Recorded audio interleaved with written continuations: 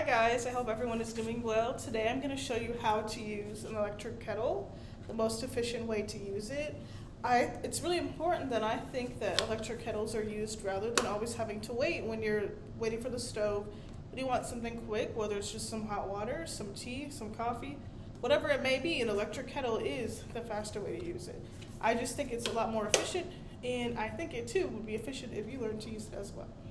So the great thing about electric kettle, or at least the one that I use, which is the Kobe brand, it only has two parts.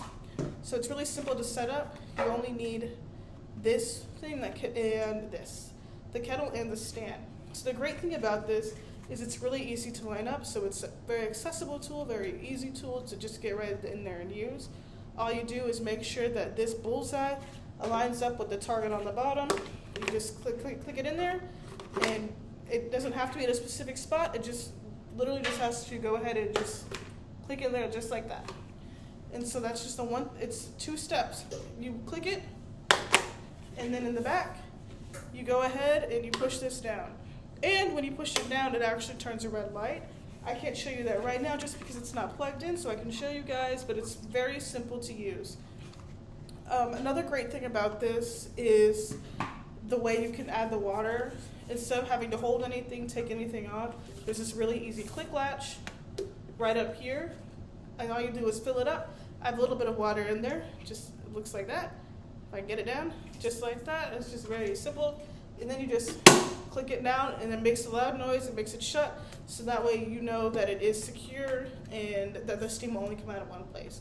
Another great thing that is with this kettle that is important too, especially if you like tea and things like that, there is the holes for actual straining purposes.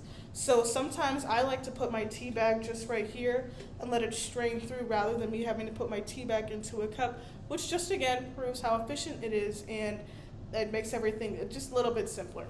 So altogether, all that you do in regards to the kettle, the electric kettle, is you just fill it up. There's a max line as well in here. It goes up to 1.7 liters. It just goes all the way up to right here.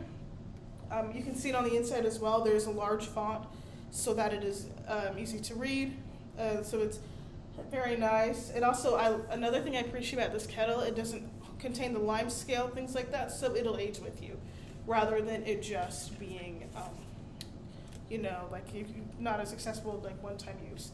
So there is a minimum line, which is just right around here, and then the max line is going to be right in the middle. So a kind of good indicator is, okay, the bottom where the letters are, and then a little bit below where the actual spout is of the kettle. So again, all you do is fill it up into the max line or to your desired line, as long as it's lower than the bottom number and not higher than the top. And then you make sure, after that, you make sure it's plugged in, and make sure when it is plugged in that there's no wet surfaces around, so it's easier to use. And then you just make sure you plop it in there, click that, click the button, and then you're ready. And you know it's done when water is steaming out, just like a regular kettle. The one catch I will say is that it's not going to steam like a regular kettle does, but since it's faster, you're less likely to have to leave the area or do anything else while you're waiting for your kettle to cool. But that's it. If you have any questions, just let me know. But that's how you use an electric kettle, and it's a great thing for like all ages, especially the older you get. It's a simple tool that you can use by yourself safely and efficiently, which makes your day just a little bit better.